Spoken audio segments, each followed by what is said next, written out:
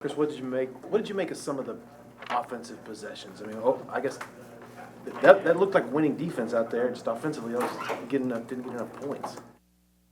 I want to congratulate Mike and those guys on a just kind of an early conference kind of gutsy home court win.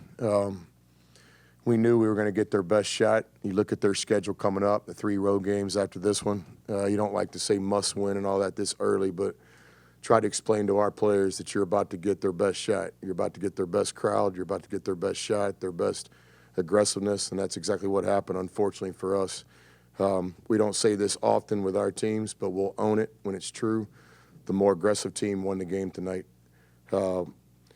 They shot more free throws than us. That's being aggressive. They out-rebounded us. That's being aggressive. They caused more turnovers. That's being aggressive.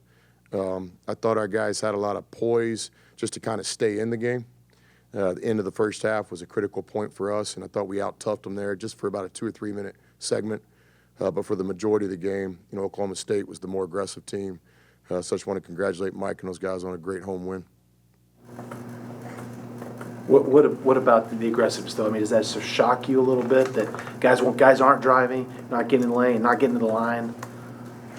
Yeah, there's nothing shocking when you coach college basketball.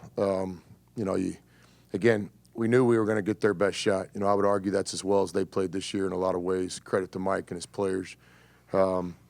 Offensively, we just couldn't get into a rhythm. We fell in love with the three-point shot. We couldn't get to the free throw line. You got to give them credit. Obviously, there's some things that we've got to do better.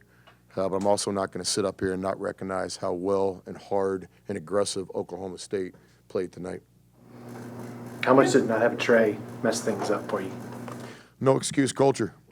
Trey's one of our best players, but, nobody cares that he didn't play today. It's the real world. So we've played our first game without Jace Febres. We played our second game without Jones. We played tonight without Trey, but we're no different than anybody else in this league.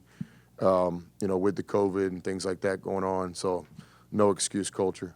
We got to play better with the players that we have out there. You've coached against Keelan Boone before. How do you think he's progressed since the last time you saw him? I'm sorry, I couldn't understand you. Sorry. You've coached against Keelan Boone before, of course. How do you think he's progressed since the last time you saw him? Yeah, I know him by 22 and 20 and Boone. Which one are we talking about? Keelan, the one who was making all the three-pointers. 20. Yeah, 20. Yeah, he's a good player. We've had some great battles against him over the years. He's a really good three-point shooter. I thought tonight his teammates did a great job getting him those shots in timely manners. Certainly the 2 he hit in the last 5 minutes of the game were the difference in the game in a lot of ways. But he's a good player. We'll congratulate him on a great game tonight. Because I don't want to put anything on Sorry, I don't know those guys by their first name. I don't want to put anything on one guy. But for Marcus to play as well as he did the first 2 games, and then for him to be quiet tonight, I mean, how much does that change the dynamics for y'all? Well, I think some of it you got to look at the other team. It wasn't like Oklahoma State didn't know who Marcus Carr was and doesn't know how important he is to our team. So, I thought Marcus played hard tonight. He was dialed in. It was a night 0 for 3 from three-point line, but he took great shots. Maybe if 1 or 2 of those go, it's a different game, but that's basketball. But it's a team sport, and us winning or losing tonight isn't on Marcus. It's on everybody, including myself. 2 last ones for Coach.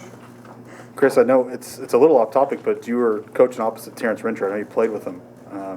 What was it like kind of seeing him, and what do you remember about playing with him? Yeah, so Terrence is one of the all-time great Texas players, and I've got a lot of respect for him, especially as a player, but then now in his coaching career, he's just done a great job.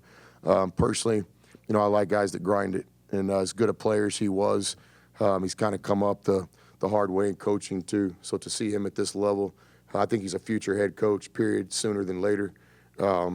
Terrence knows the game. He coaches, he recruits, he's a class person.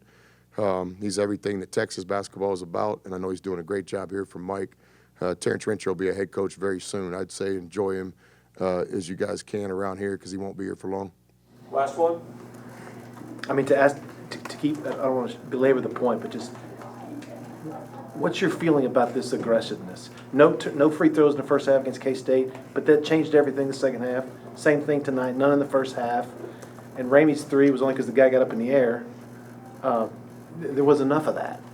Question in there? Well, I'm sorry, but just what's your level of concern, worry, anger about the aggressiveness? Yeah, we got to stay the course. I mean, there's no time for anger when you're in BCS basketball and you're in the Big 12. This is round 3. We're 2-1, and we got game 4 coming up here in a couple days. So you stay the course.